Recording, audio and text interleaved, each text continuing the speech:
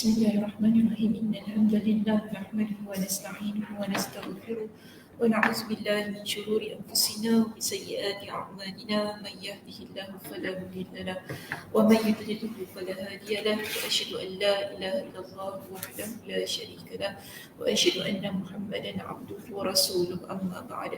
Rabbi shrah li sadri wa yassir li amri wahlul 'uqdatam min lisani yafqahu qawli. Rabbi zidni ilma warzuqni fahma.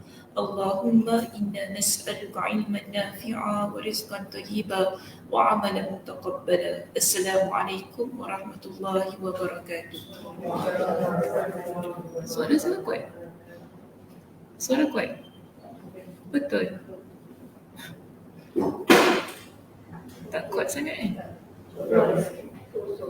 So-so tak tahu kat rumah mana. Suara saya tak kuat sangat. Thank you, Ustaz. Suruh dia kuatkan sikit.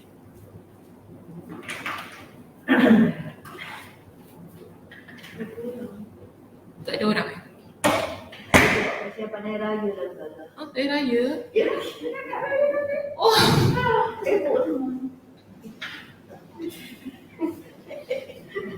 Cik ni terperanjat saya. Kau betul-betul air raya. Dia nak buat persiapan raya. Orang rasa sibuk. Tak, ni Jumaat biasa sibuk.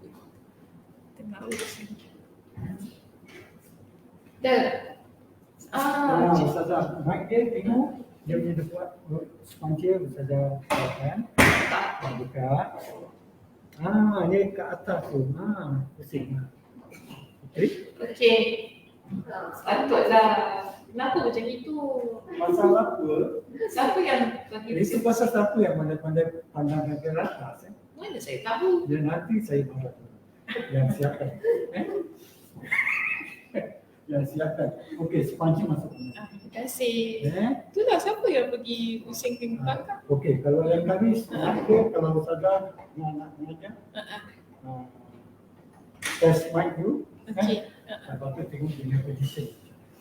Dia terpusing ke tak? Tapi saya pelik asal dia orang pusing. Ada pak pandai yang pusing-pusing. Masa itu. Okey, saya tapi kalau ada ni dah kira. Dah kira. Dia jangan. You dah kira. Terima kasih. Okey, sama-sama. Silakan saudara Mahal. Ya, sama.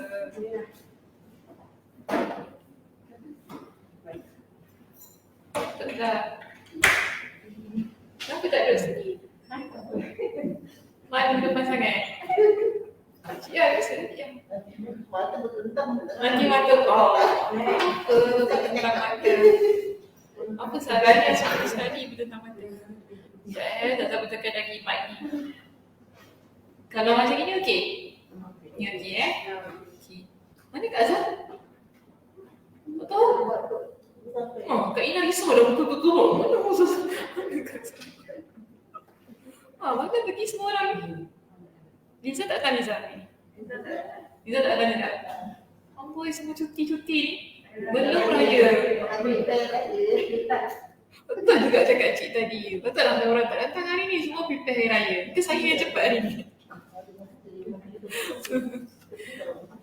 Okey, baik. Alhamdulillah kita bertemu pada pagi ini.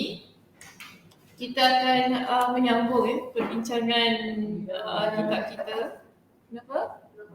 Baru sampai. Batuk dah cari mana Kak Zah. Ingatkan merajuk Kak Zah.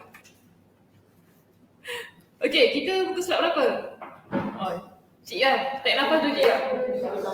Sampai. Buka surat berapa? Okey, 326. Baik, 326 kita akan sambung tentang saat. Saat di mana sekarang ni?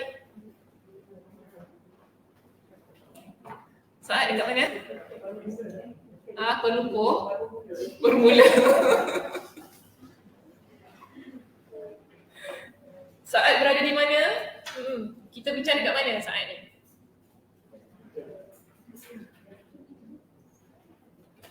Siapa ingat?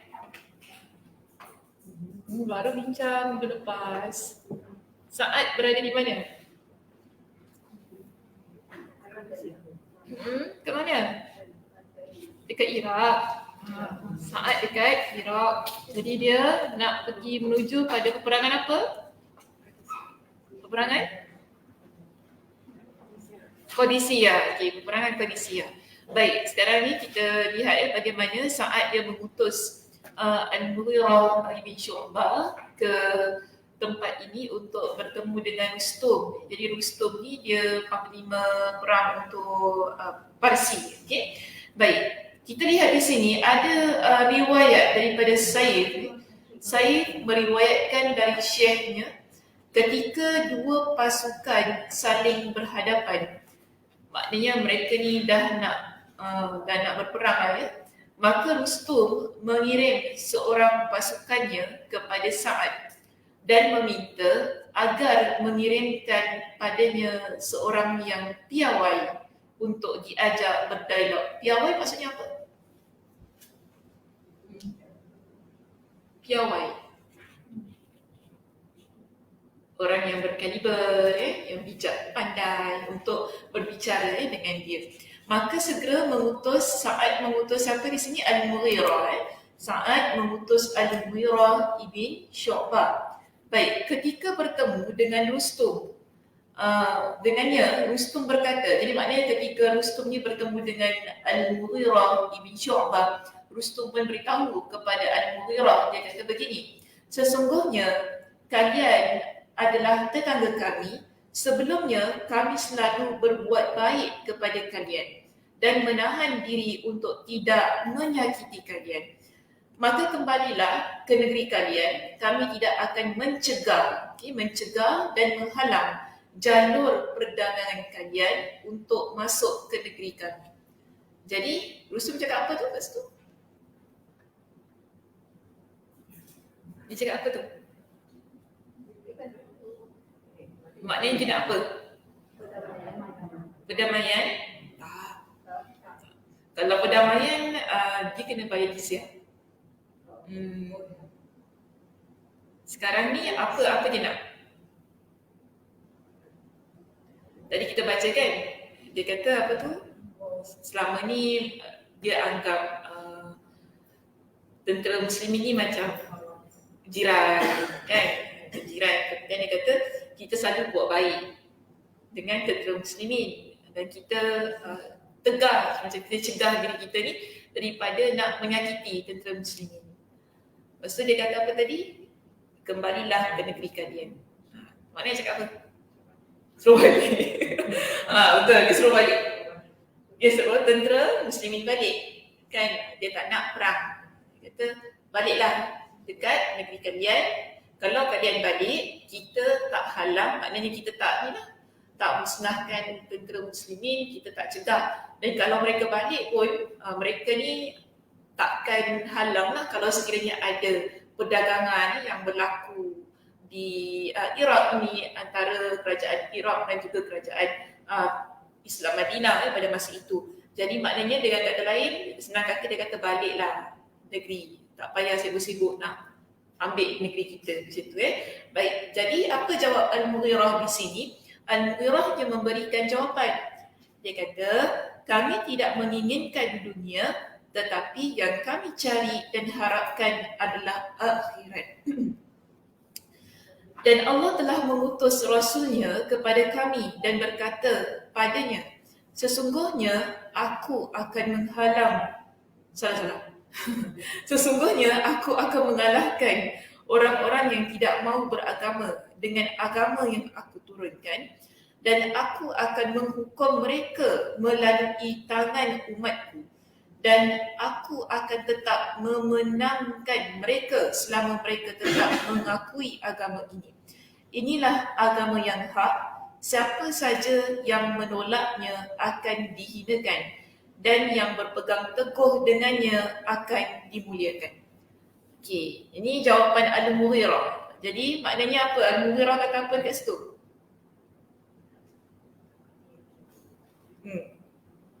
Al-Mughirah kata apa tu? Ikut apa? Ikut hukum?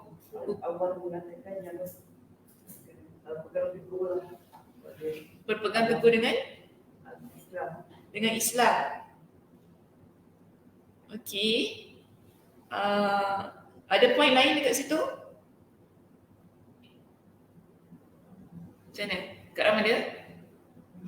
Jadi sebarkan Islam,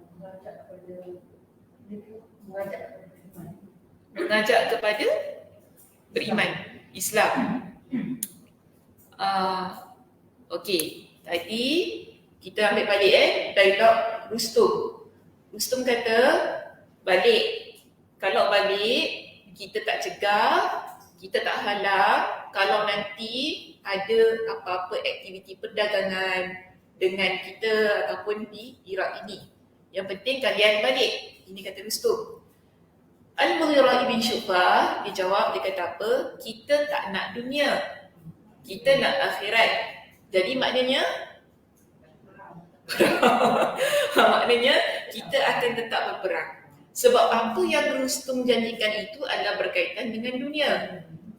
Boleh aja, memang betul kalau kita nak fikir tentang perdagangan, kan, perniagaan, apa-apa yang kita nak jual ke dekat Iraq ini, Boleh je, memang betul tak payah perang. Tapi sekarang misi kita bukan hanya tentang untuk mendapatkan tempat itu semata-mata, tetapi ialah untuk mengejar akhirat. Jadi di sini saya nak bagi satu perspektif yang begini ya. Pada konteks dahulu, keadaan dahulu, peperangan memang perkara biasa. Untuk mendapatkan kuasa, untuk mendapatkan sebuah tempat, itu memang perkara biasa yang berlaku. Dia berbeza dengan konteks kita pada hari ini. Sebab tu kita lihat peperangan tu bukan satu benda yang kalau ada berlaku peperangan, oh dahsyat peperangan kan. Tapi kalau zaman dulu, di konteks dahulu, pada zaman Nabi, pada zaman Umar ni contohnya, ia adalah perkara biasa untuk mendapatkan satu kekuasaan dan kerajaan. Memang begitu keadaannya kalau kita nak dapatkan. Okey, konteksnya begitu, caranya sedemikian. Jadi, sebab itu kita lihat ya, pada zaman Nabi SAW ada perintah keluar berjihad. Okey, ada perintah keluar berjihad yang mana berjihad itu adalah perkara yang wajib pada konteks itu. Okey, jangan salah faham ayat saya. Sebab tu saya kata konteks itu. Sebab saya takut nanti tiba-tiba apply konteks hari ini kan habis saya. Semua pakai lagi perang lah. Saya tekankan pada konteks itu. Jadi jihad pada konteks itu adalah sesuatu yang wajib. Bila kerajaan Islam ini mengeluarkan perintah berjihad, semua kaum lelaki yang berkemampuan, yang tidak ada pengecualian perlu keluar. Kerana itu adalah kewajipan bagi mengejar akhirat. Sebab itu sekarang ini, kerajaan Islam Madinah mengeluarkan perintah berjihad di Iraq. Orang suruh kita balik, nak balik ke? Mana boleh balik? Tak boleh balik. Kan, kena juga berjihad di situ. Kerana sebagai sedemikian, sebab tu Al-Mughirah Ibn Syubah kata, kita kalau fikir tentang dunia tadi kan, tentang hal perdagangan, perniagaan, memang kita boleh balik je. Kita memang tak perlu pun datang sini penat-penat bawa tentera ramai-ramai datang sini. Awal-awal lagi kita tak sampai. Tapi kenapa kita sampai? Sebab tu dia kata tadi, kita tentera muslimin bukan dunia yang kita inginkan. Yang kita inginkan adalah akhirat itu tadi yang mana Allah Subhanahu Wa Taala janjikan mereka yang pergi berperang, pergi berjihad. Kalau mereka mati, mereka dapat keutamaan orang yang mati syahid. Maknanya niat mereka itu bukanlah kerana dunia, tapi niat mereka adalah kerana akhirat. Okey, baik. Terus ya kita lihat di sini. Kemudian Rustum tanya, bila Rustum ni dengar kan, Al-Mughirah ni jawab tentang akhirat lah, manalah dia faham sangat yang tentang akhirat ni kan. Rustum ni tanya, kenapa pula diorang ni tak fikir tentang perdagangan, perniagaan kan. Jadi di sini Al-Mughirah, dia tanya kepada Al-Mughirah, agama apakah itu?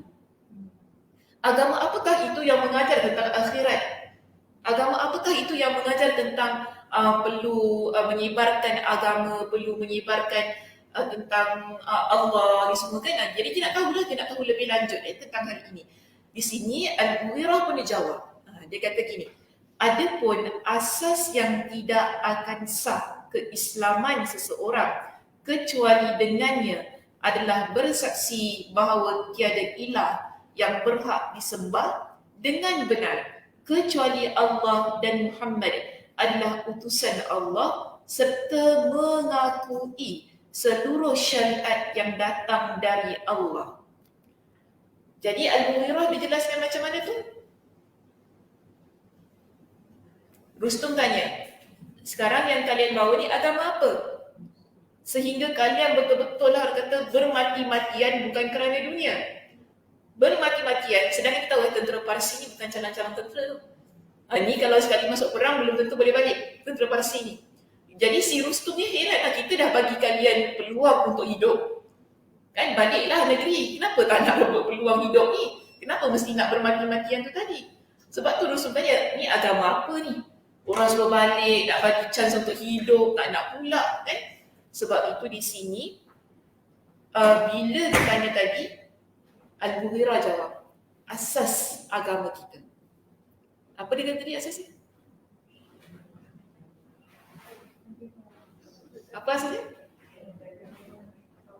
Tidak ada ilah melainkan Allah. Maknanya asas agama kita ialah mengajarkan bahawa kita tidak bertuhan hanya pada Allah. Ini asas, basic. Kita tak cakap tentang solat dulu, puasa, Hatta dia pun tak cakap tentang jihad lagi. Kan? Al-Mughirah bila dijawab dia tak cakap pun pasal jihad. Kita agama kita ajar wajib pergi perang apa, dia tak cakap gitu. Tapi dia letak asas agama kita. Sebab apa? Sebelum kita solat, sebelum kita puasa, bayar zakat, pergi umrah, ni semua kita mesti ada basic dalam hati kita beriman kepada Allah. Baru kita buat perkara-perkara yang lain. Sebab kalau kita terus-terus kita solat, tapi kalau tak beriman kepada Allah, sah ke solat tu? Tak. Kan? Sia-sia je. Kita pergi perang tapi tak beriman kepada Allah, saja-saja dia pergi, tak ada. Dia tak memberikan apa-apa erti. Sebab itu asas dia, Al-Mughirah sebut, kita beriman kepada Allah. Iaitu tidak ada Tuhan melainkan Allah yang berhak disembah. Kemudian dia kata, dan bersaksi bahawa Muhammad adalah utusan Allah. Iaitu Nabi SAW adalah Rasul kita, Nabi kita. Tidak ada yang lainlah setelah itu. Serta mengakui seluruh syariat yang datang dari Allah. Maknanya apa yang terdapat dalam hukum hakam yang telah diajarkan oleh Nabi SAW, semua ini adalah sesuatu yang datangnya daripada Allah, bukan dari Nabi SAW. Nabi sebagai utusan yang menyampaikan, menyebarkan, mengajarkan kepada kita. Tapi adakah agama ini dibuat oleh Nabi SAW? Tidak. Sebab itu ia berbalik kepada Allah Subhanahu Wa Taala. Sebab tu tadi bila dia kata Muhammad itu adalah utusan Allah, syariat ini adalah dari Allah. Dia tak kata syariat ini daripada Rasulullah. Dia tak kata begitu. Kerana untuk menegaskan agama yang mereka anuti, agama yang kita anuti bukan daripada manusia. Bukan daripada satu yang dibuat-buat oleh manusia, makhluk, bukan. Tapi Tuhan yang kita sembah, yang satu tu tadi. Jadi ini yang cuba Al-Mughirah sampaikan kepada Rustum berkenaan dengan asas agama. So saya ambil itu sebagai pengajaran kita yang pertama pada pagi ini. Pertama ialah asas tauhid kita ialah beriman kepada Allah Subhanahu Wa Taala. Itu sahaja. Okey, asas yang pertama untuk kita mensahkan keislaman itu tadi. Okey, pertama pengajarannya ialah pada asasnya adalah beriman kepada Allah, la ilaha illallah, ya, berkenaan dengan tauhid kita. Baik, seterusnya, bila Rustum dia dengar tentang pengajaran pertama tadi yang saya keluarkan, kan, berkenaan dengan asas agama kita adalah tauhid, beriman kepada Allah, tidak ada Tuhan melainkan Allah. Rustum tanya lagi kepada dia, itu sangat baik. Dia kata, oh bagus. Okey, bagus benda ni kan. Tapi dia kata apa lagi berikutnya? Maknanya selain itu, selain asas agama kita, beriman kepada Allah, apa lagi yang agama ini ajar? Ini maksud Rustum. Dia tanya lagi dengan Al-Mughirah. Dan Al-Mughirah dia jawab apa? Seluruh manusia adalah anak Adam. Maaf, saya belum habis lagi. Silap.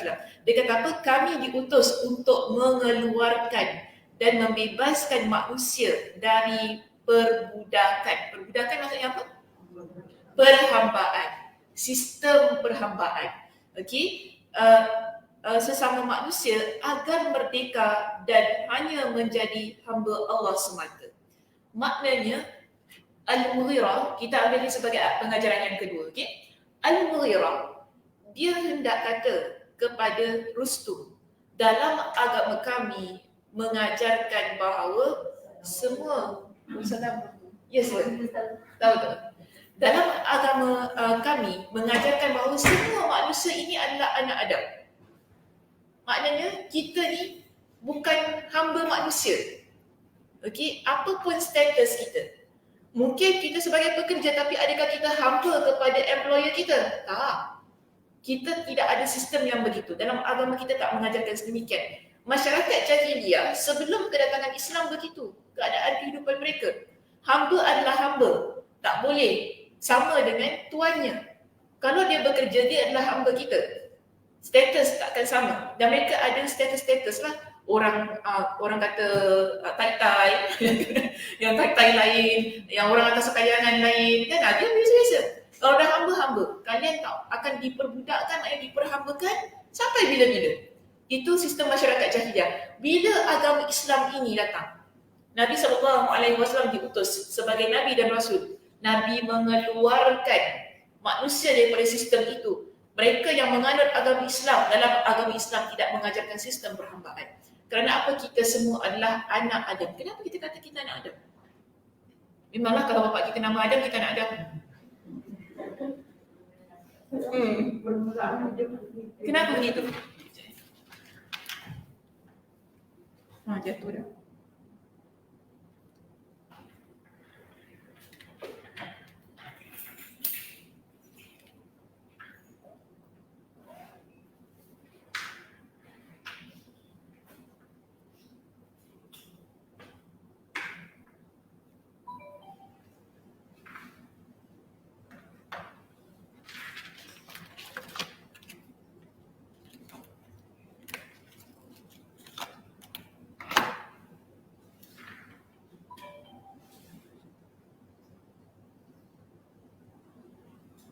Okey, tak ada satu kata. Okey.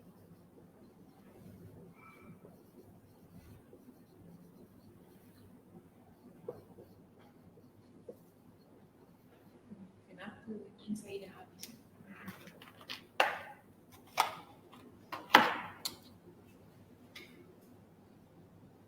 Okey, kedua.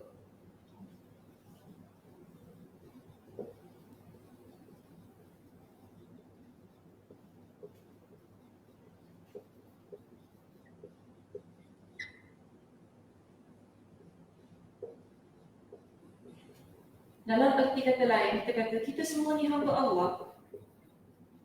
Tapi kenapa kita panggil kita ni anak Adam? Macam mana? Kalau kita baca hadis Nabi, Nabi banyak guna perkataan jika mati seorang anak Adam itu, Nabi guna ayat kan? Jika mati seorang anak Adam, kemudian bila setiap anak Adam ini dia ada melakukan dosa, kenapa Nabi gunakan perkataan anak Adam? Kenapa tak kata hamba Allah aja? Kenapa mesti nak sebut anak Adam?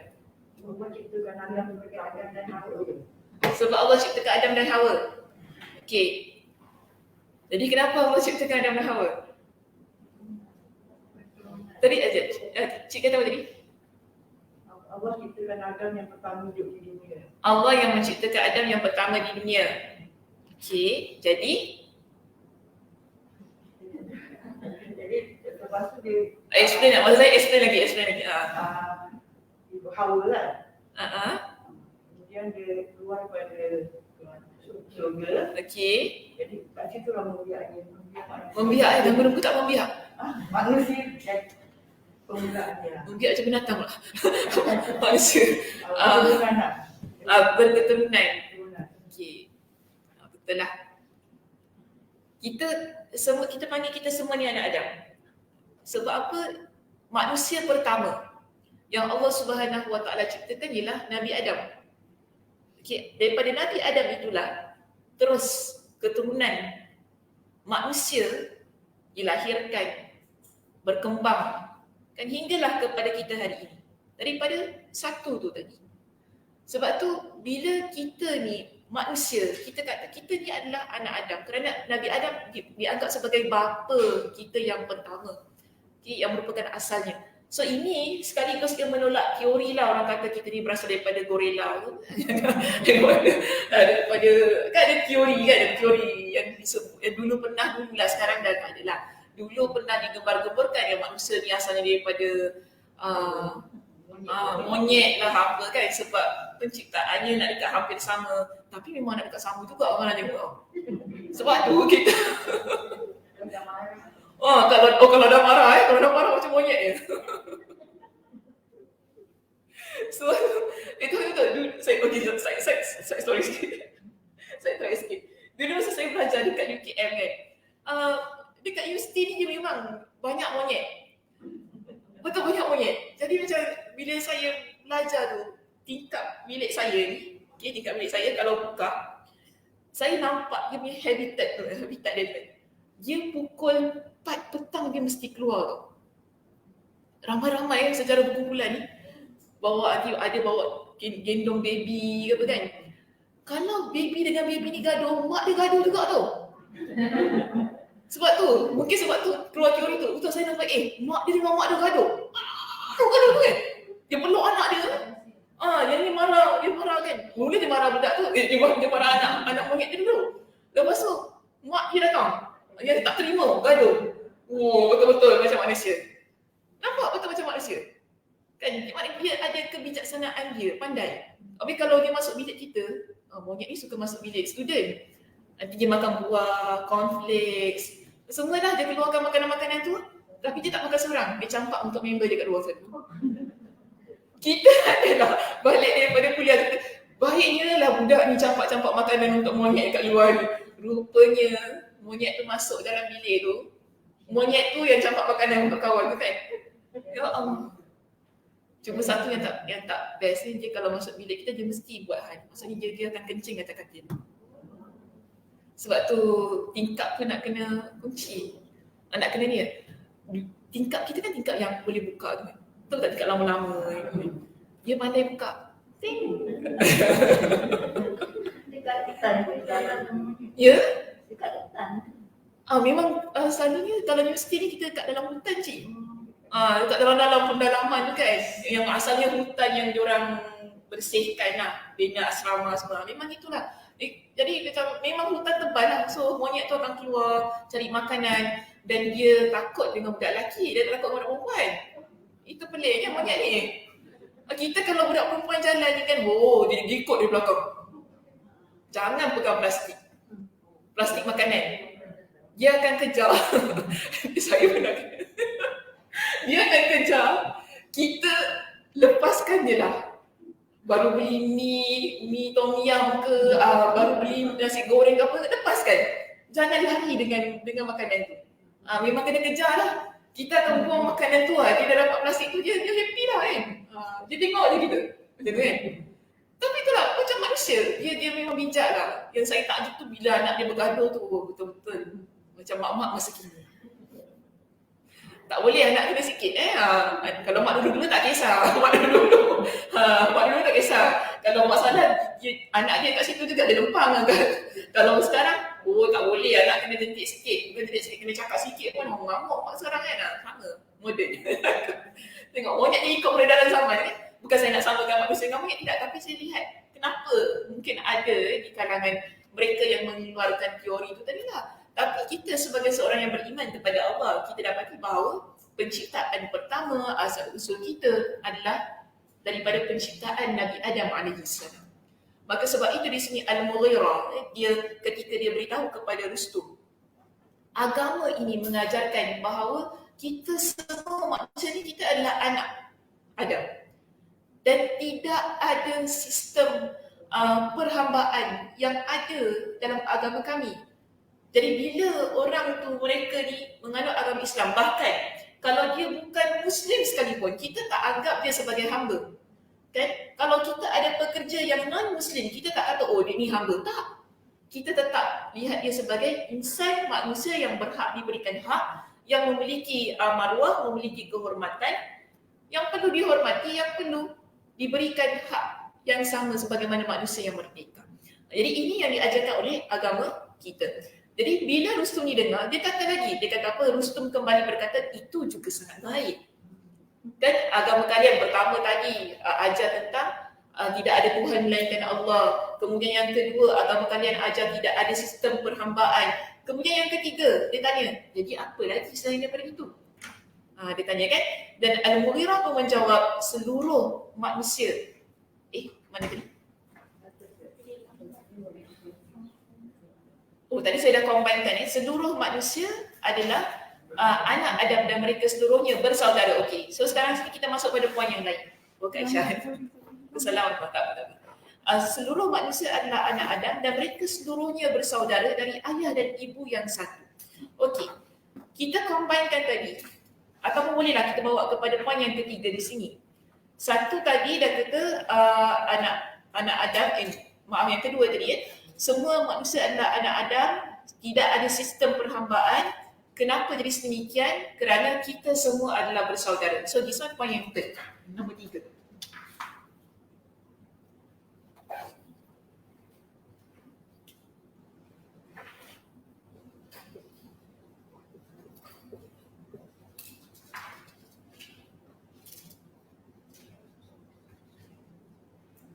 Bersaudara yang macam mana sekarang ni? Banyak wire dah. Susah. Waktu saya malas nak bangun kuliah ni. Banyak sangat wire. Okey. Siapa pula yang telefon ni? Nak angkat ke tak nak? Kejap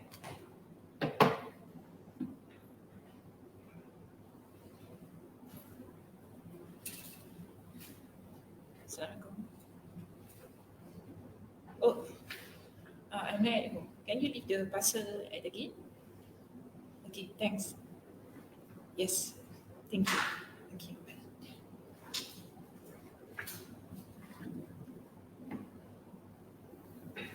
Beli apa?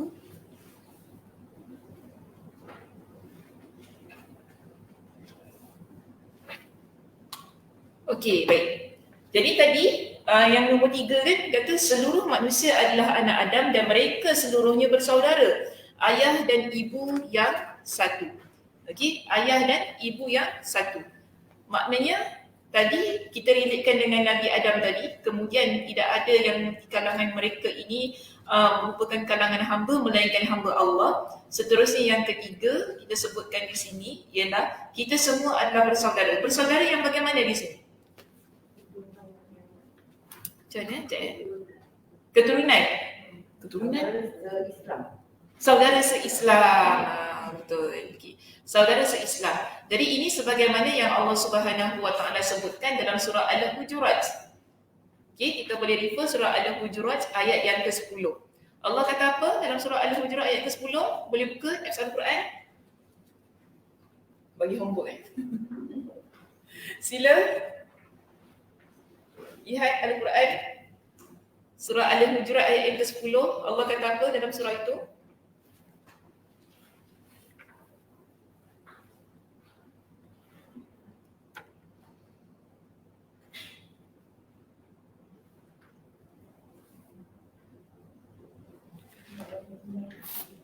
Sebenarnya orang-orang beriman itu adalah bersaudara. Sesungguhnya Orang-orang yang beriman itu orang-orang yang beriman itu adalah bersaudara. Innamal mu'minuna ikhwah. Allah sebut begitu. Sesungguhnya orang yang beriman adalah bersaudara. Innamal mu'minuna ikhwah. Fa aslihu baina akhawaykum. Jadi Allah perintahkan kita untuk memperbaikkan antara saudara kalian. Wattaqullaha la'allakum turhamun. Dan bertakwalah kepada Allah, moga-moga kalian ini dirahmati, menjadi orang-orang yang dirahmati. Dalam ayat ini, Allah Subhanahu Wa Taala ingin mengingatkan kepada kita. Kita orang yang beriman, semuanya bersaudara, tidak ada yang membezakan antara kita. Jadi bila Rustum ni, dia dikabarkan tentang hal ini, dia makin kuatlah kita kata poin tu tadi. Mula-mula sebut tentang akidah, kemudian disebut tentang hamba Allah, seterusnya disebut tentang bahawa kita ni adalah anak Adam yang berasal daripada keturunan yang sama, seterusnya bersaudara. Okey, manusia semua adalah bersaudara. Maka di sini yang penting yang nak kata, bila 3 keadaan itu tadi kan, kita gabungkan. Okey. Ini sebenarnya datang dulu 1, 2, 3. Okey, hamba Allah dulu. 1, 2, 3.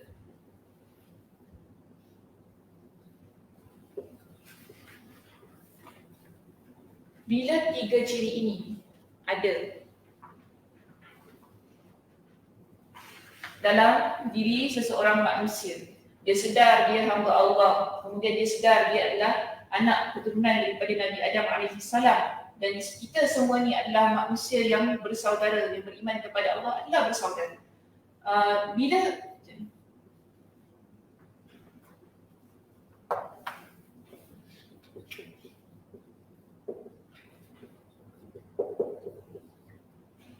Bila kita gabungkan ketiga-tiga ciri ini, dia akan membentuk satu kepribadian yang unggul dalam diri seorang manusia. Maknanya daripada sudut keimanan dan kepribadian.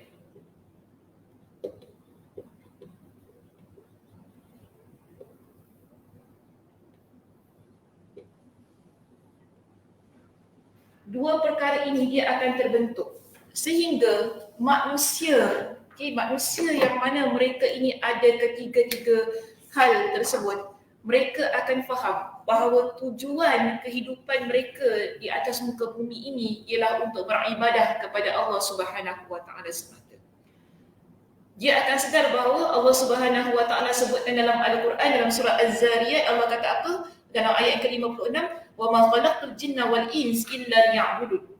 Tidaklah aku menjadikan jin dan manusia melainkan untuk beribadah kepada aku. Jadi gabungan tiga ciri itu tadi, hamba Allah, kemudian sebagai anak keturunan Nabi Adam, sebagai satu bentuk bila kita ni sesama manusia adalah bersaudara, kita sedar kita ini adalah hamba, kita tidak akan menjadi seorang manusia yang menzalimi orang lain. Itu kepentingannya mengapa Al-Mughirah disebutkan semua ciri ini di hadapan Rustum. Kerana dia nak kata kepada Rustum dengan satu harapan, agama kami bukanlah agama yang sesuka hati nak buat satu perkara tanpa izin Allah Subhanahu wa taala. Bila kami sampai ke tempat ini, tujuan kami adalah kerana Allah Subhanahu wa taala, kerana kami sedar kami adalah hamba Allah. Kami bukanlah hamba yang mana membangga-banggakan keturunan kami. Kami bukanlah hamba yang mana kami membangga-banggakan tentang apa yang kami peroleh. Kerana kami adalah hamba Allah. Ini yang cuba Al-Mughirah ibn Syu'bah beritahu kepada Rustum. Kerana kami adalah hamba yang Allah Subhanahu wa taala ciptakan untuk beribadah kepada dia. Atas dasar itu, setiap tindakan kami, apa yang kami lakukan ialah kerana ibadah untuk Allah Subhanahu wa taala. Dan bila kami keluar pergi berperang ialah kerana Allah Subhanahu wa taala. Bukan kerana kami inginkan jawatan, bukan kerana kami inginkan perdagangan itu tadi ataupun harta benda. Bukan itu tujuan dia. Jadi dia berbalik kepada penciptaan asal manusia, tujuan penciptaan asal manusia, iaitu sebagai hamba Allah yang beribadah kepada Allah Azza wa Jalla. Surah Az-Zariyat ayat yang ke-56. Dan itu juga yang Allah Subhanahu wa taala perintahkan dalam surah Az-Zumar pada ayat yang ke-10. Bila Allah Subhanahu wa taala sebutkan dalam ayat ini, Allah refer kita ataupun Allah sebut kita ini sebagai hamba-Nya. Allah kata apa? Qul ya ibadilladzina amanu. Katakanlah wahai Muhammad kepada wahai hamba-hamba aku yang mana beriman. Allah sebutkan orang yang beriman sebagai hamba aku, maknanya hamba Allah. Bukti saya kuatkan dengan surah Az-Zumar ayat 10 tadi. Sebagai satu bukti, memang kita ini Allah panggil sebagai hamba-Nya. Allah sebut kita sebagai hamba Allah. Dan Allah perintahkan orang yang menjadi hamba Allah ini supaya mereka bertakwa kepada Allah. Qul ya ibadillazina amanu taqu rabbakum. Katakanlah wahai orang-orang yang beriman, bertakwalah kepada Tuhan kalian. Okey, so this one kita kuatkan dengan dua ayat Al-Quran tadi. Surah Az-Zariyat ayat berapa tadi saya sebut? 56. Dan juga surah Az-Zumar ayat yang ke-5. Oh, 10. Malam. 10. Saya sebut saya kena nombor 5. Surah Az-Zumar ayat ke-5. Surah Az-Zumar ayat ke-10. Okey, kita ada dua ayat Al-Quran untuk menguatkan jati diri kita sebagai seorang yang beriman kepada Allah, supaya di akhirnya kita ni bila kita sedar kita hamba Allah, kita tidak akan berlaku sombong di atas muka bumi ini. Tidak melakukan kezaliman walaupun dalam peperangan. Kerana kesedaran kita sebagai hamba Allah itu tadi, walaupun tadi dia sampai dekat depan Rustum ni kan Al-Mughirah, kerana dasarnya, asasnya sudah kuat, adakah dia membanggakan diri dia di hadapan Rustum? jelas kepada kita, tidak ada keegoan, tidak ada sebarang kebanggaan, kesombongan, tidak ada. Berbeza. Nanti kita lihat bagaimana Rustum dia layan seorang lagi wakil utusan daripada Sa'ad. Kita selesaikan kisah ini. Jadi bila Rustum dia dengar tadi kan tentang saudara se-Islam dari ayah dan ibu yang satu, Rustum kembali berkata, ini juga sangat baik. Kemudian Rustum berkata lagi, bagaimana jika kami masuk ke dalam agama kalian? Apakah kalian akan kembali ke negeri kalian? Sebab Rustum ni satu je lah, dia nak suruh orang balik negeri. Kalau kita masuk agama kalian, orang balik tak? Kan? Nak balik tak? Kan senang. Tak payah pulang kan macam tu kan? Jadi Al-Mughirah boleh jawab, ya demi Allah, kalau kalian masuk agama kami pasti akan pulang. Okay? Kami tidak akan mendekati negeri kalian kecuali untuk berdagang ataupun keperluan lainnya. Jadi Rustum berkata, alangkah bagusnya agama ini. Bagus agama ini. Perfect kan? Ketika Al-Mughirah keluar, segera Rustum memberitakan hasil dialognya dengan Al-Mughirah dan menawarkan kepada petinggi Parsi agar menerima tawaran Islam, namun mereka menolak tawaran yang diberikan oleh Al-Mughirah itu tadi. Kira Rustum dia dah berminat sebenarnya. Kan? Cuma dia ni orang bawahan. Dia mesti nak dengar. Biasalah dia orang bawahan ni mesti nak dengar pihak atasan.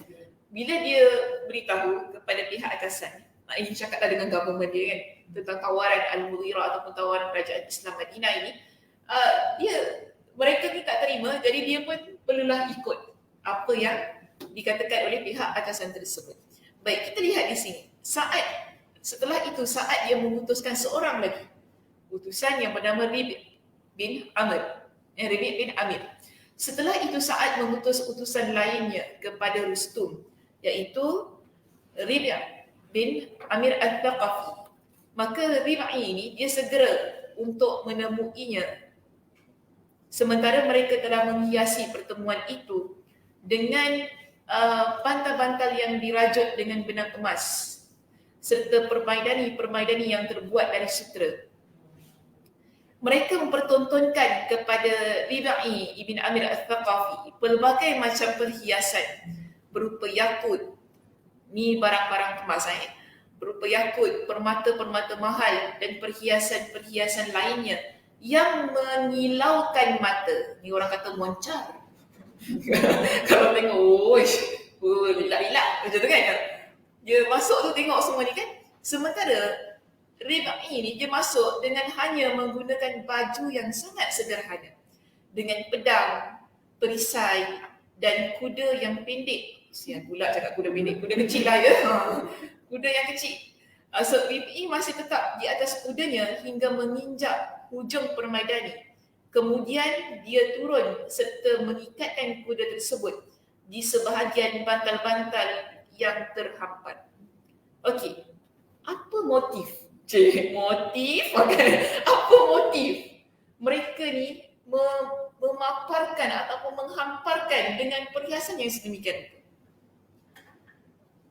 Siapa boleh? Kenapa Rustum dan tentera Parsi ni yang nak datang seorang, tapi dia buat persiapan nak menyambut utusan ni macam ada raja nak datang. Tapi apa motif dia buat macam tu? Nak attract. Okay. Yang kita nak attract Cik Maria itu? Kuat tak iman dia? Kuat tak iman dia? Dia terpesona tak dengan harta dunia. Menarik. Okey, selain itu ada poin lain. Selain daripada nak attract, attract apa je tadi Cik ya? Attract ni banyak benda kita nak attract.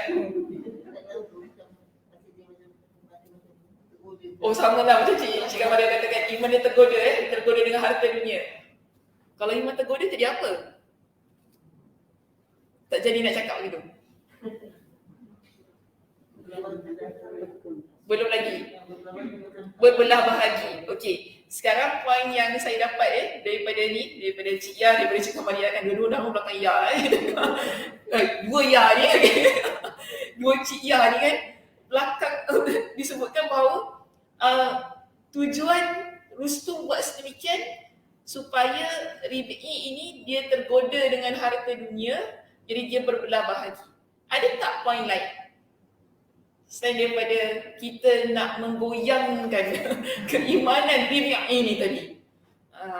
Ada lain? Saya boleh tu. Nak tunjukkan kehebatan kerajaan Parsi. Boleh kita terima sebagai poin yang kedua, tapi kenapa nak tunjukkan kehebatan tu? Sekarang seorang ni, bukan ramai pun. Kenapa pula nak tunjukkan dia seorang je? Kalau lah ramai-ramai datang, okey lah juga kan. Macam kita kalau buat kerja kahwin, kita mesti nak buat besar-besar, kenapa? Nak tunjuk, kita ni memanglah ada kemampuan kelebihan. Maknanya kita ni ada sesuatu yang kita nak tunjukkan, sebab tu kita nak beritahu orang anak kita kahwin ni datang baju kita. Pelamin ni tinggi satu tingkat ni rendah sangat. Pelamin bertingkat-tingkat. Kenapa kita buat begitu? Kalau itu orang kata masuk akal lah, ramai orang datang, ini satu orang lah. Kita kalau satu orang datang, tak payahlah, sikit-sikit sudah. Taklah sampai kita nak beria-ria sangat nak sambut tetamu tu kan. Satu orang je, ada kadar je. Tapi ni macam nak sambut satu tentera muslimin datang. Okey, kenapa? Kalau kata nak tunjukkan kehebatan tu, kenapa nak tunjukkan kehebatan? Perhiasan dunia. Perhiasan dunia. Sama juga tadi. Confirm sama tak apa yang kata Dia nak confirmkan sama tak apa yang Al-Mughirah kata dengan Ridit ni nanti.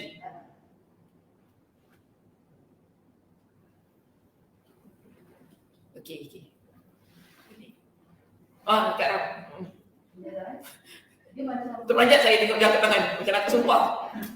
dia macam rasuah lah. Rasuah. Ini rare. Poin ni lain sikit. Rasuah pula. Okey. Dia macam rasuah. Rasuah apa pula? Maksudnya kalau dia boleh siapkan yang kekayaan dunia ni pada seorang yang mewakili tentera muslim. Jadi kita tentera pun sama tu dengan mereka. Boleh kena makan maksudnya. Boleh kena makan. Okey, kalau satu orang dia boleh perangkap dengan harta dunia, okey ni poin Kak Ram cantik tu tak poin dia. Kalau satu orang kita boleh perangkap dengan harta dunia, maknanya yang tentera muslim yang lain pun sama lah dengan yang seorang ni. Menarik poin tu. Saya tak terfikir poin tu. InsyaAllah tabarakallah. Okey. Akal tu si atas orang yang bijak pandai. Jadi kalau yang si bijak pandai ni kita boleh makan. Tentera pun Kalau si bijak pandai yang seorang ni kita boleh makan, maka tentera muslimin yang lain yang ramai-ramai ni kita pun boleh makan juga. Tapi semua orang lain-lain pun tak Ram. ni poin tak ada. Ini poin Kak Ram. Okey. Ini poin Kak Ram. Jangan bidas poin Kak Ram. Dah minta poin terima je. Banyak cakap pula Mina ni. Orang yang cakap terima je lah tahu tak bidas-bidas lah. Okey, boleh. Terima. Poin ni terima. Ada siapa-siapa nak tambah lagi poin lain? Selain daripada nak apa tadi? Cik Ana tadi? Tak lupa. Saya pun lupa. Banyak sangat distraction. Untuk melemahkan keimanan tadi kan, dengan harta dunia nak melemahkan keimanan. Kemudian nak lihat lah adakah dia tergoda dengan harta dunia. Tadi kata nak apa? Nak tengok boleh makan ke tak ni. Kalau satu boleh makan, maknanya yang lain pun kita boleh makan. Macam tu keadaan dia. Okey. Jawapan? Okey. Jawapan. Dah banyak sangat dah ni. Dah nak kumpul lagi.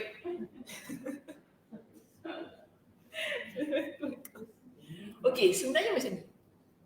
Bila kan kita ni datang kat satu tempat yang mana kita nampak tempat ni begitu gah, begitu mewah. Kemudian kita pula ni tak seberapa, apa rasanya? Tak sesuai. Ada rasa hina tak?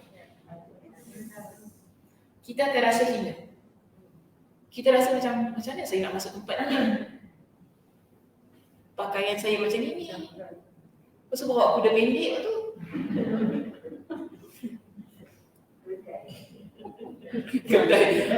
Kedai boleh lah, tapi tak kata kedai je kita kuda dia pendek. Sebab kuda macam saiz. Kuda dia kecil lah, kuda dia kecil kan. Tak mewah.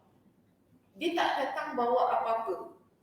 Macam kita datang, kita segan kan kalau kita nampak orang lain datang bawa buah tangan, kita tangan kosong.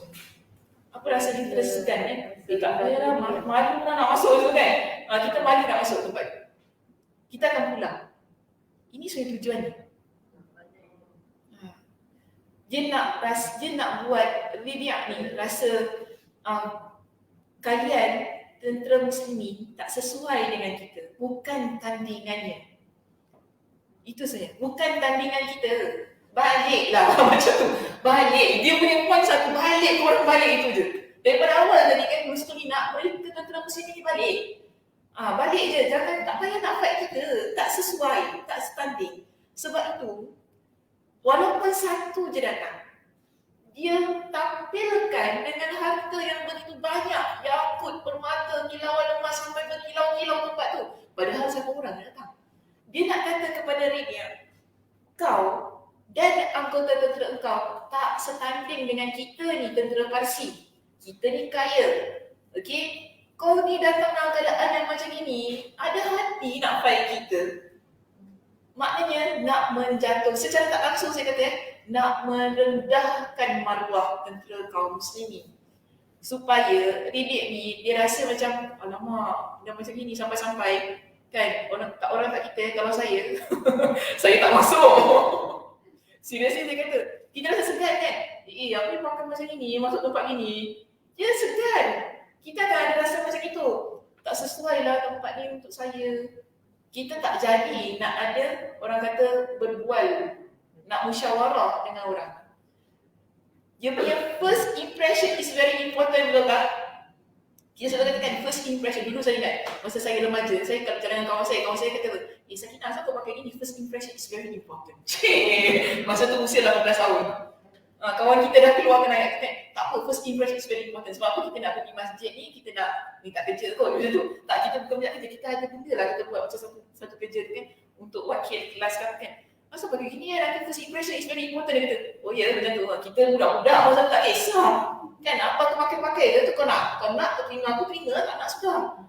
Tapi betul, ada setengah orang dia akan lihat kepada penampilan kita.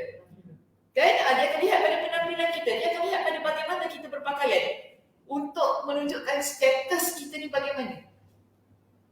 Sebab tu saya tak boleh pakai sesembarang.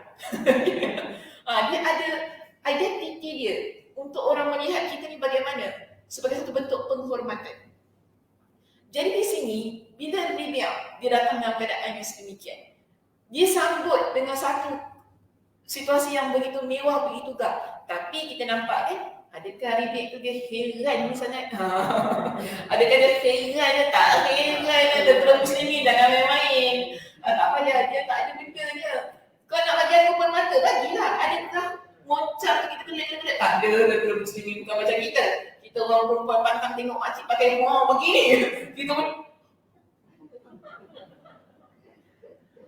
Kita kalau dapat pergi jemputan kan, tengok kawan-kawan mak kita balik rumah dia tak kenapa cik tu pakai macam itu. Biasa orang Melayu pergi jemputan nak tunjuk kan.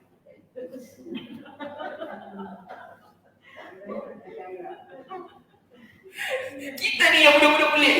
Kenapa pakai satu je, asal nak pakai banyak-banyak Satu tu kan, dia kalau pakai banyak, maaflah saya ni cakap ini, dia kalau pakai banyak, kalau kecil-kecil tak apa tau, dia sedap sikit. Tapi banyak, satu tu yang besar tu.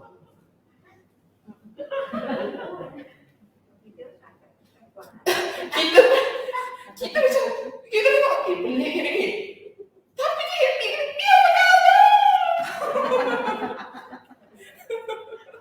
Dia sengaja tau, nampak? Sengaja tau dia. Kita pun tengok, dia apa saja, motif apa nak tunjukkan, macam itu kan keadaan dia. So kita lihat ini, tentera muslimin tak macam kita. Tentera muslimin ni, kau nak pakai gelang satu badan pakai lah. Kan, nak pakai lantai bertingkat-tingkat ke, nak pakai gelang sampai separuh ke, nak pakai gelang kaki sampai atas ke. Aku heran, ini Ribiak. Ribiak kata aku tak heran. Sebab kita nampak dia masuk juga. Kan asalnya nak suruh dia balik, tapi Ribiak ni dia masuk juga. Dia letak kuda dia yang pendek tu. Dekat permainan ni tu. Dia letak dekat dia park dia punya kuda tu kat situ kan. Sampai kan setelah itu dia langsung masuk dengan senjata. Nampak ni Ribiak. Dia masuk langsung dengan senjata, baju besi dan penutup kepala, maka mereka berkata, letakkan senjata kamu. Sebab apa? Tentera Parsi ni mereka tak ada letakkan senjata dekat situ. Mereka just cuma letak perhiasan yang moncak-moncak tu tadi kan, supaya nak buat mata dia berkilau. Tapi mata dia tak berkilau, dia bawa masuk senjata dia lagi pula. Jadi mereka dah takut dah. Ni alamak, dia ni macam tak pakai saman pula masuk dalam senjata-senjata ni, alamak, mesti kita ni nak kena serang dengan dia. Jadi tentera-tentera Parsi ni dah rasa takut kan. Dia kata, letak senjata kamu ni. Kita ni tak bawa senjata, kamu pula bawa senjata ni kan. Kemudian dia kata, aku tidak pernah berniat mendatangi kalian, tetapi kalianlah yang mengundang aku datang kemari. Jika kalian memerlukan aku, maka biarkan aku masuk dalam keadaan begini. Dan jika tidak kalian izinkan, aku akan segera kembali. Dia senang. Senang kan dia. Sekarang yang jemput kita siapa? Awak. Okey? Awak jemput kita. Kan? Kita datang dalam keadaan macam ini. Senang aja. Kalau nak kita masuk, kita masuk. Kalau tak nak kita balik. Habis cerita. Tak ada apa kita nak kecil hati awak masker kan, berada di sutra ke apa, ada kita hilang tak ada. So awak jemput kita datang je lah. Tak ada pun pakai kata tentaya nak pakai macam mana, tak ada pun. Tak ada dress code pun biasa jemput tu, tak ada. Okay, so kita datang dalam keadaan yang pakai senjata ni. Awak nak bagi kita masuk, kita masuk. Tak nak, sudah kita balik. Simple. Ini orang beriman macam ni. Kita tak fikir apa orang kata. Kita sekarang hari ni, kita duk fikir tau. Kita dah balik pun fikir, asal dah balik aku pakai macam itu betul. Ada setuju kan? Asal tadi balik, asal tadi pergi majlis pun, patut tadi aku pakai gini, yang mana? Kita sampai tak boleh tidur 3 hari kita ni. Sebab itu, nanti orang cakap apa Allah. Orang semua pakai gelang sampai sini, aku pakai gelang satu. Habis kecil tak tu. Kita akan fikiran sampai kita mati kalau kita boleh bawa benda tu sampai kita mati kita sampai cakap kau ingat kalau kau nak pergi majlis kau jangan pakai macam tu. Kita cakap cerita dekat cucu dia juga, dekat mak anak kita, dekat cucu kita sampai mati kita ingat. Tapi really ni senang lah. Kita simple. Orang beriman actually dia simple hidup. Simple dan dia bukan orang yang fikir apa orang nak cakap. Yang penting niat dia kerana Allah. Kalau pula awak jemput saya, awak tak cakap suruh pakai macam ini. Buat apa saya nak kena balik? Saya pakai dalam keadaan macam ini. Simple. Kita tak fikir-fikir. Kalau tak nak, kita balik. Senang. Senang aja. Kita tak ada rasa terhina, tak ada rasa nak sakit hati, tak ada rasa orang memperkecilkan kita. Sebab itu bukan tujuan kita. Jadi ini yang Nabi berkata kepada Rustum dengan tentera dia tadi kan. Tapi apa Rustum kata? Sudah, bagi dia masuk. Dah pernah penat ni buat persediaan nak sambut seorang manusia ni, tiba-tiba nak suruh dia balik. Jangan dah. Tak, sudah, biar bagi dia masuk. Maka Rabi'i pun masuk sambil bertongkatkan dengan tombaknya dalam keadaan posisi hujung tombaknya ke bawah hingga permainan yang dilewati yang penuh dengan lubang-lubang bekas tombak ini. Nasib korang lah. Dan korang datang jumpa aku. Kan? Siapa suruh? Siapa suruh tentang permainan sutra ni? Tak suruh pun. Kita datang bawa tombak. Masa siapa suruh kita masuk? Kan tadi dia kata, awal-awal dia kata dah, kalau nak suruh saya balik, saya balik. Sebab memang macam ni saya datang. Kan? Okey, dia pergi masuk. Dipersilakan. Siap. Tombak dia yang hujung tu dekat bawah. Yelah, takkan nak buat ke atas. Kalau dia buat ke atas, nanti orang itu nak serang. Inilah kebijaksanaan kan. Kenapa kita tak kata, dia ni tak ada common sense. Ada tentu ni pun permainan ni mahal-mahal. Kau pergi letak tombak kat hujung pula. Angkat ke atas. Tapi dia common sense dia kuat juga. Bayangkan, kalau dia letak yang tajam dekat atas, orang akan takut tu tak? Orang akan ingat, si Riddick ni nak perang kita ke? Dia sengaja letak kat atas sebab dia letak kat bawah. Supaya dia nak neutralkan keadaan itu. Saya datang bukan untuk menyerang. Okey, ini memang saya datang bawa macam inilah. Nasiblah. Siapa suruh bentang benda mahal-mahal ni? Sampailah benang-benang itu jadi koyak-koyak dan kumpul-kumpul kena dia punya tombak kan. Jadi mereka pun dah tengok tu dalam hati neighbor kan. Geram je. Sabar. Geram je aku tengok si Rebek ni kan. Tapi di sini mereka pun bertanya padanya, apa yang membuat kalian datang ke sini? Maksudnya bukan tanya si Rebek ni, tapi tanya kenapa tentera Muslim ni semua datang ke sini? Nak apa? Okey, itu maksud soalan ini. Dia menjawab dengan mantap. Allah telah mengutuskan kami untuk mengeluarkan siapa saja yang dia kehendaki dari perhambaan diri kepada sesama manusia agar mereka menghambakan diri hanya kepada Rabb manusia. Adakah jawapan ini sama dengan jawapan tadi? Sama, okey. Tadi kan Cik Kamaria kata kita nak confirmkan jawapan dia sama atau tidak. Nampak? Jawapan menyebut tentang mengeluarkan manusia dari perhambaan. Itu juga yang disebut oleh Al-Mughirah. Rebek datang, jumpa dengan Rustum. Dia cakap benda yang sama. Poin kita sama. Tujuan kita sama. Okay? Dan mengeluarkan mereka dari dunia yang sempit menuju akhirat yang luas. Dan mengeluarkan mereka dari kezaliman agama-agama yang ada kepada keadilan Islam. Maka jika dia mengutus kami membawa agamanya untuk kami sebarkan kepada manusia, barang siapa menerima dakwah kami, maka kami akan merasa senang menerimanya dan kami akan pulang meninggalkannya. Tetapi barang siapa menolak, maka kami akan memeranginya selama-lamanya hingga kami berhasil memperoleh apa yang dijanjikan Allah kepada kami. Baik, panjang jawapannya. Tapi poin dia sama sebagaimana Al-Mughirah tu tadi. Sebab tu saya tak nak keluarkan lagi poin dia. Dia nak mengeluarkan manusia daripada sistem perhambaan. Bila kita keluar daripada sistem perhambaan, maknanya di situ tidak ada kezaliman. Dia tidak ada perkara-perkara yang menyebabkan orang rasa terhina dan sebagainya. Settle. Manusia hidup dalam keadaan harmoni dan aman damai. Baik, itu sebenarnya poin yang nak cakap samalah sebagaimana poin kita yang keberapa tadi? Yang kedua dan ketiga. Baik, mereka bertanya, apa yang dijanjikan Allah kepada kalian? Dia menjawab. Dia siapa di sini? Siapa? Bimia. Okey. Dia menjawab, iaitu syurga bagi siapa saja dari kami yang terbunuh dalam peperangan ini dan kemenangan bagi yang hidup. Jadi ada dua. Tentera muslimin, bila mereka pergi berperang, kita ni ada dua saja. Satu, dia akan hidup. Dua, mati. Kalau kita hidup, bermakna kita akan dapat kemenangan. Kemenangan dari Allah Subhanahu Wa Taala. Alhamdulillah. Tapi kalau kita mati sebagai seorang yang syahid. Allah Subhanahu Wa Taala janjikan syurga kepada orang yang mati syahid. Begitu juga sebenarnya orang yang menang tu tadi kan, jika sebenarnya dia ikhlas kerana Allah, dia dapat pahala yang berlipat ganda. Memang syurgalah tempat dia walaupun dia tak mati dalam peperangan itu. Jadi dia kata di sini, maka Rustum berkata, aku telah mendengar seluruh perkataan kalian, tetapi mahukah kalian memberi kami tangguh sejenak hingga kami berfikir dan kalian juga berfikir? Maknanya Rustum ni dia minta masa. Kita nak perang ke tidak? Macam tu kan? Dia minta masa. Tapi sampai bila? Dah lama juga ni. Tunggu. Kira dah 4 bulan hari tu kata. Kan dah 4 bulan kan?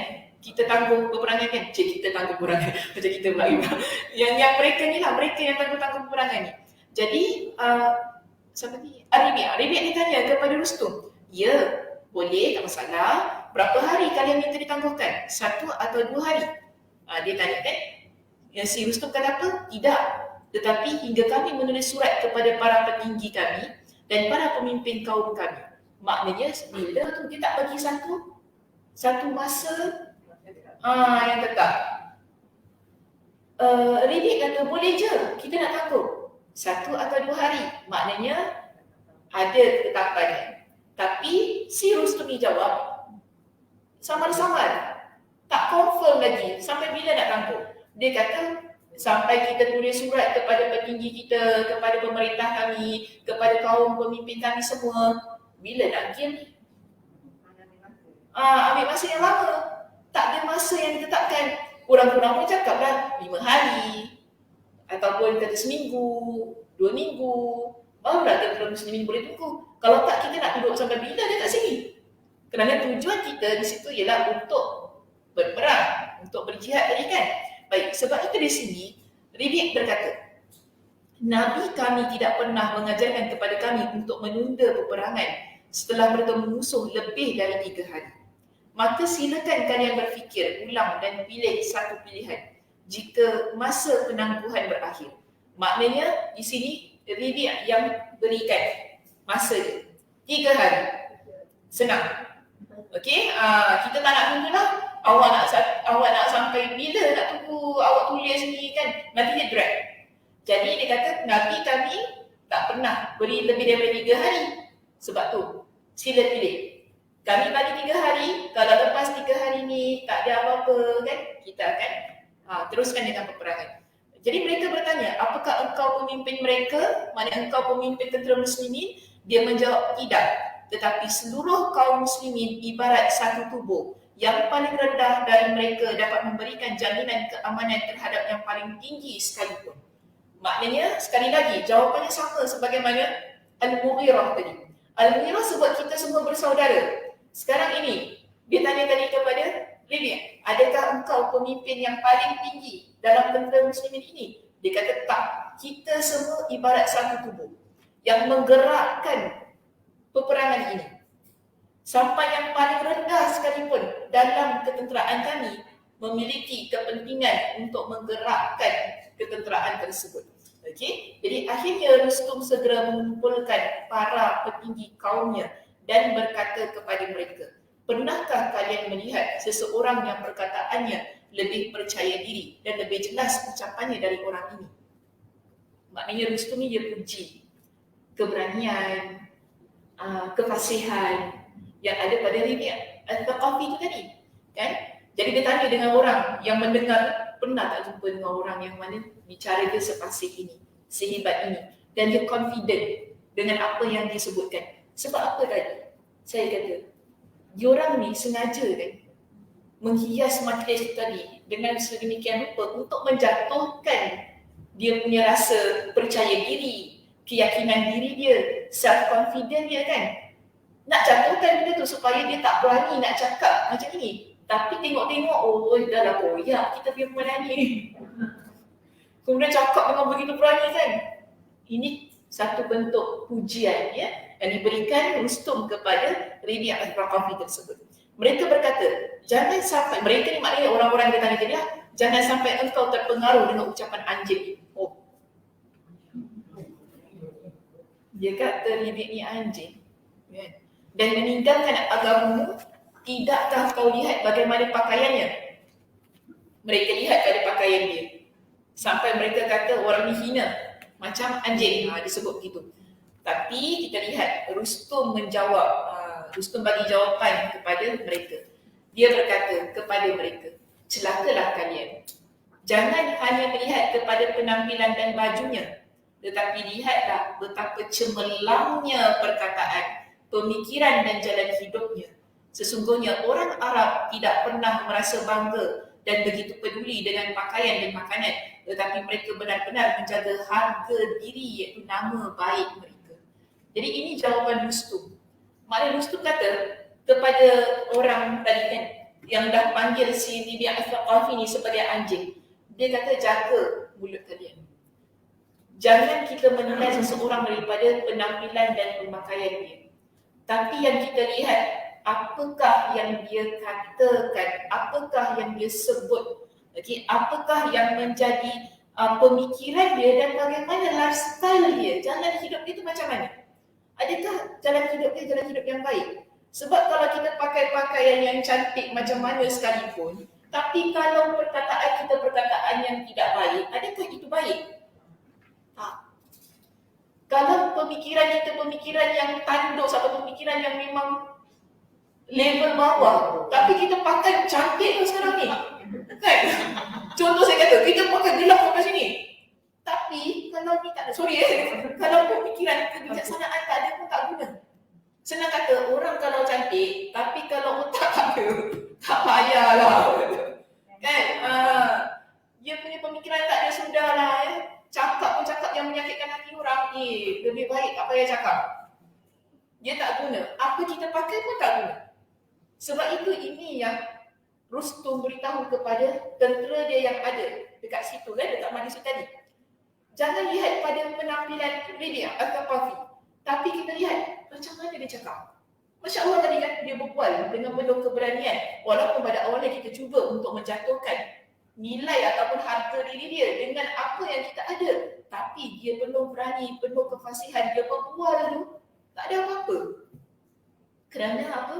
Dia ada pendirian, dia ada harga diri, dia ada kita panggil cara hidup yang begitu mantap, sehingga dia tak rasa cara hidup dia yang sederhana itu menyebabkan dia rasa hina. Itu yang buat dia berani untuk bercakap sedemikian. Dia tak rasa agama ini pada pandangan Rustum, dia tak rasa agama yang dia anuti itu agama Islam. Walaupun agama Islam ini mengajarkan tentang kesederhanaan, ketidaksombongan, yang tidak mengajarkan tentang sesuatu untuk berbangga dengan apa yang dia ada, tapi itu tak menyebabkan diri dia rendah. Dia tetap berada di hadapan kita dengan penuh keberanian, berada di hadapan kita dengan penuh harga diri yang begitu tinggi, sehingga dia mampu bercakap begitu dengan kita.